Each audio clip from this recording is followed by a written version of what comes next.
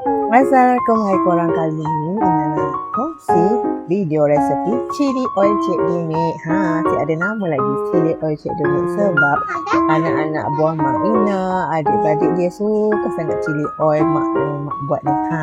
So Ina kongsikan ni lah resepi dia. Senang je, bawang merah kecil, bawang putih, lepas tu ada stok serbuk, stok ayam, gula, garam, minyak bijan, dan paling penting cili flakes lah, dan juga minyak panas. Korang boleh tengok video ni.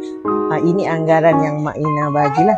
Walau macam mana pun korang boleh tambah ikut yang korang nak. Kalau macam korang nak yang manis, letaklah extra gula. Tapi ada juga yang tak nak letak bawang goreng tu, boleh ikut suka hati. Tapi asalnya cili flakes ni cili oil ni cili saja. Bawang tu Mak Ina tambah nak bagi sedap gitu. Tapi memang sedap lah. Kalau korang makan dengan sup, memang sedap. Makan dengan dumpling ke, sedap sangat. Dia macam ibarat sambal belacan lah dekat rumah ni. So korang boleh follow lah resepi ni. Ina ni record masa Mak Ina buat, kira macam tak proper untuk buat resepi ni lah. Tapi ala-ala Mak Ina tengah buat tu, Ina record lah. Ina kongsi lah resepi yang anak-anak buah dan adik-beradik Mak Ina suka.